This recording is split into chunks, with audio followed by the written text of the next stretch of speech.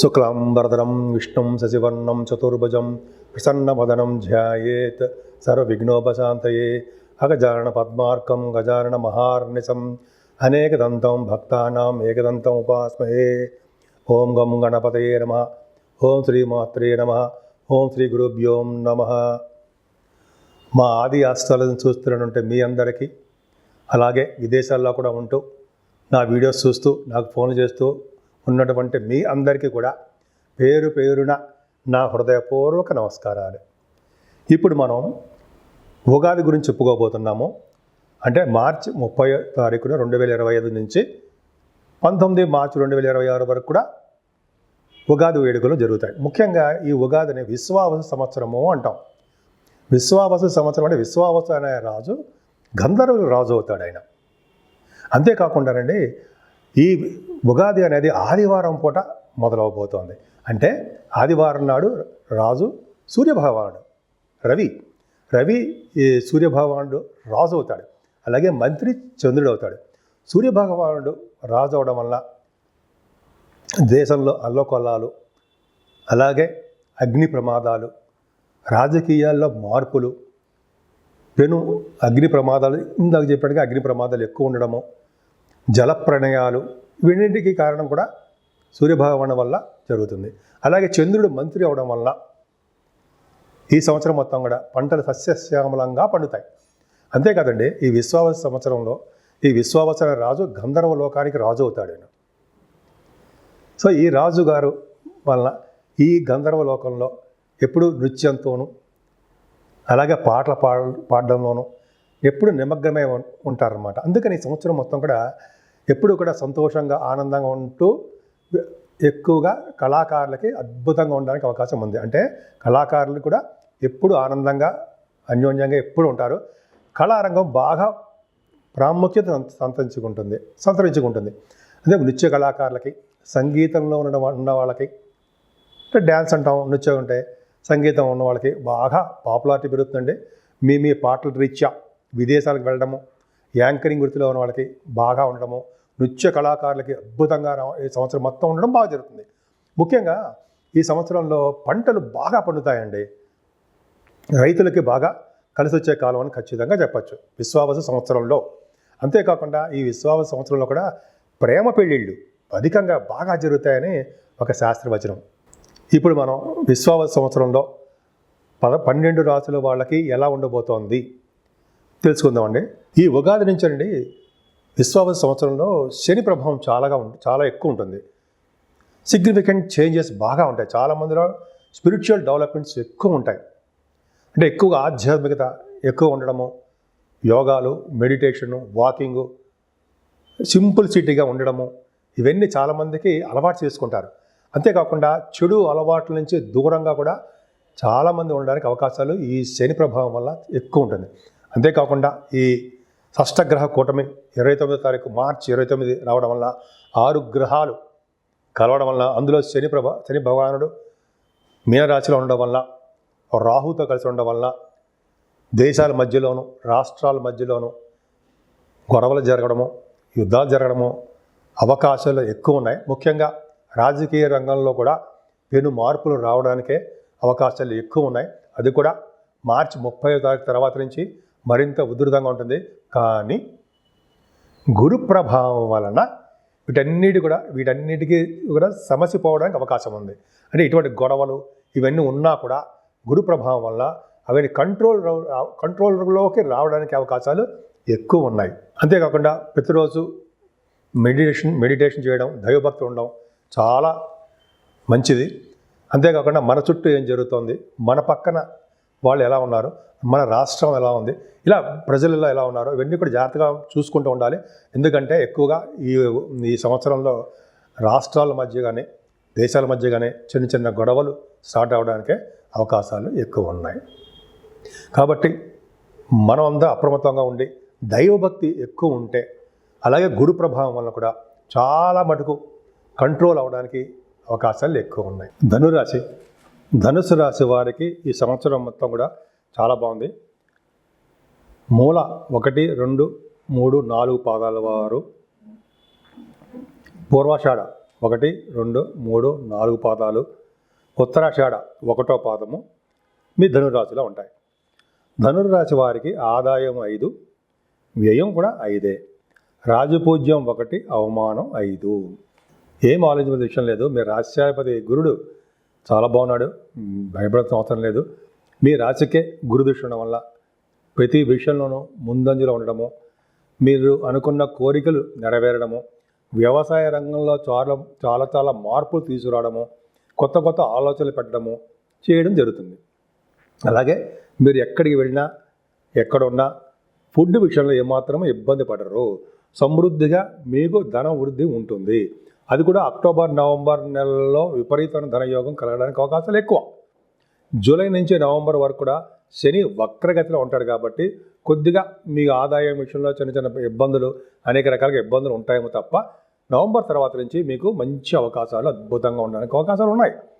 ముఖ్యంగా మీరు ముఖవర్చస్సు పెరగడము, కుటుంబంలో వృద్ధి కలగడము, అలాగే గాయకులకి మంచి వృద్ధి కలగడము, విద్యలో ఆటంకాలు లేకుండా రాణించడము, ఇవన్నీ కూడా ద్వితీయ భావానికి చూస్తున్న గురుదృష్టి ప్రభావం వల్ల మీకు బాగుంటుంది. ఏదైనా రాహు 18 మే నుంచి 3వ భావంలో ఉండడం వల్ల ధైర్యం, ప్రతి పనుల్లోనూ ముందంజలో ఉండడము, చక్కటి ఆలోచనలు, కమ్యూనికేషన్ స్కిల్స్ పెంచుకోవడము, మీ తోబుట్టువులు అంటే ఇష్టపడ్డము, వాళ్ళకి కావాల్సినవన్నీ కొనివ్వడము, ఎంత బాగుందండి. అలాగే న్యూస్ గ్యాదరింగ్, న్యూస్ సంబంధించిన విషయాల్లో వాళ్ళకి చాలా అద్భుతంగా రాణించడానికి అవకాశాలు ఎక్కువ ఉన్నాయి. రాహు భూములు, వాహనాలు, గృహాలు, అనేక రకాలుగా శుభాలు కలగజేస్తాడు 3వ భావంలో, ధైర్యాన్ని ఇస్తుంటాడు ముఖ్యంగా.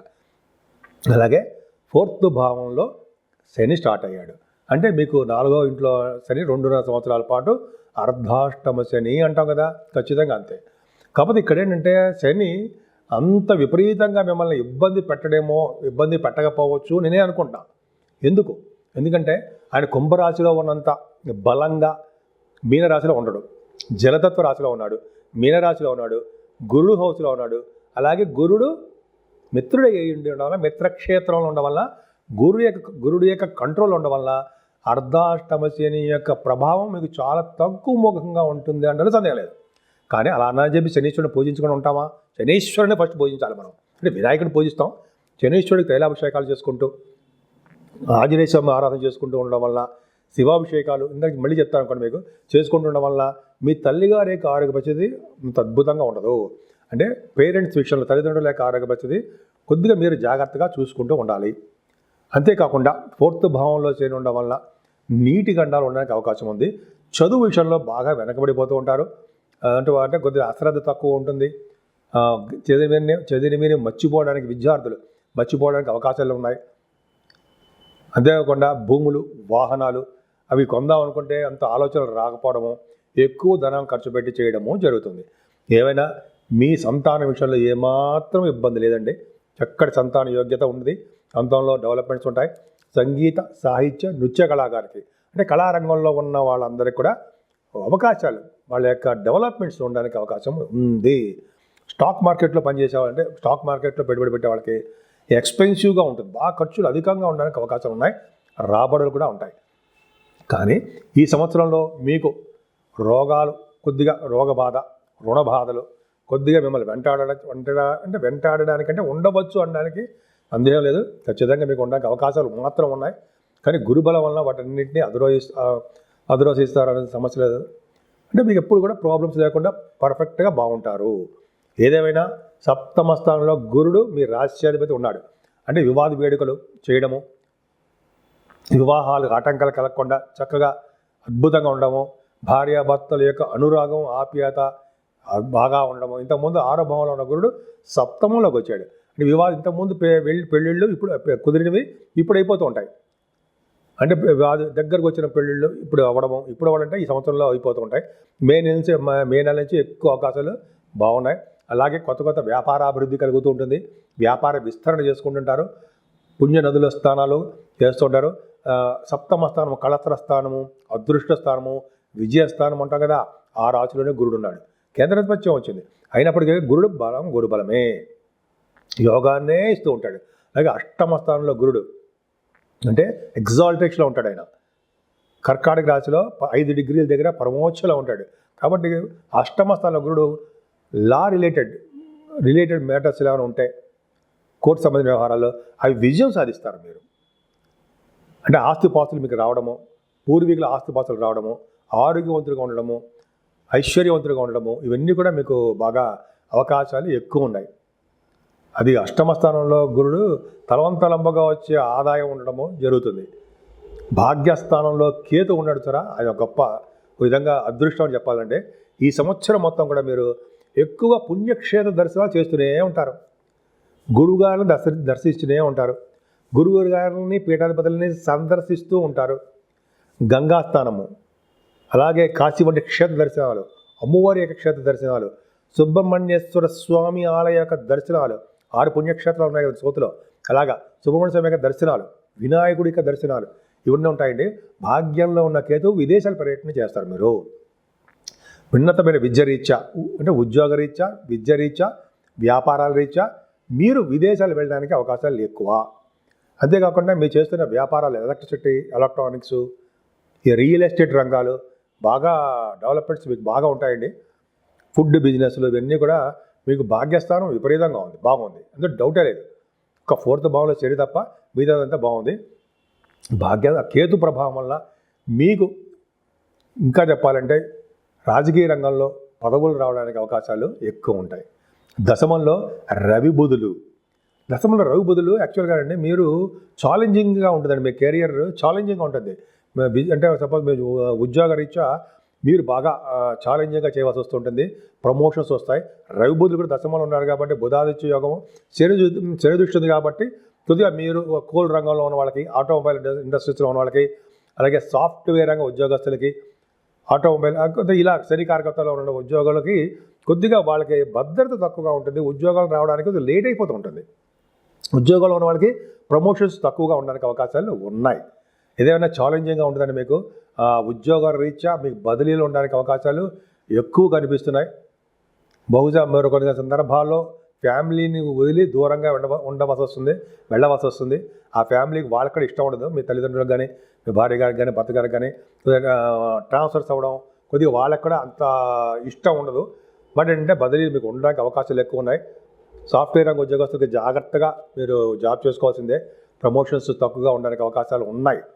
కానీ లాభస్థానానికి 11వ స్థానానికి గురుదృష్టి ఉండడం వల్ల, 9వ భావంలో కేతు ఉండడం వల్ల ఖచ్చితంగా మీ లాభాలు బాగానే ఉంటాయి. ఎప్పటికీ చెడిపోవు. మీకు చేస్తున్న వ్యాపారాభివృద్ధి ఎక్కువ ఉండడానికి అవకాశం ఉంది. ఏదైనా మీ రాశి వారికి అంటే ధనుర్రాశి వారికి 12వ భావంలో రవి, బుధ, కుజులు నవంబర్ నెలలో ఉంటారు. పైగా గురుదృష్టి ఉంది. అంటే ఎక్కువగా ఫారిన్ కంట్రీస్ వెళ్ళడానికి అవకాశాలు ఉంటాయి. ఎక్కువగా ఖర్చు పెట్టేస్తూ ఉంటారు. సన్మానాలు జరుగుతూ ఉంటాయి మీకు. అంటే పుణ్యక్షేత్ర దర్శనాలు అంటుంటాం కదా, అంటే అన్నదానానికని, వస్త్రదానానికని కొన్ని చాలా మటుకు మీరు బాగా ఖర్చు పెట్టేస్తుంటారు. స్పెండ్ థ్రిఫ్ట్ అవన్నీ మీకు ఖర్చు అవ్వడానికి అవకాశాలు ఎక్కువ ఉన్నాయి.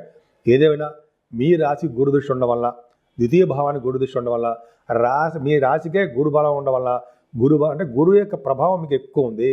మీరు దేనికి కూడా భయపడవలసిన విషయం కానీ, ఆలోచించవలసిన విషయం కానీ ఏమాత్రం లేదు. అన్ని సక్రమంగానే అన్ని పనులు జరుగుతుంటాయి. మీ పేరెంట్స్ యొక్క ఆరోగ్యం మాత్రం జాగ్రత్తగా చూసుకోండి. 4th భావంలో శని ఉన్నాడు కాబట్టి ఆయన కొద్దిగా మిమ్మల్ని ఇబ్బంది పెడతారు. కాబట్టి శనికి తైలాభిషేకాలు చేయించుకుంటడం వలన శని వలన వచ్చే దోషాలు చాలా మటుకు పరిహారం అవుతాయి. సో ఈ విధంగా మీ రాశి వాళ్ళు పూజించవలసిన దేవుడు సూర్యభగవానుడు. సూర్యభగవాన్ ఆరాధన, అలాగే వెంకటేశ్వర స్వామి క్షేత్ర దర్శనాలు చేసుకోవడం వలన, నిరంతరము సుబ్రహ్మణ్యేశ్వర స్వామిని గణపతి ఆరాధన చేయడం వలన అన్ని రంగాల్లో మీరు ముందంజలో ఉంటారు.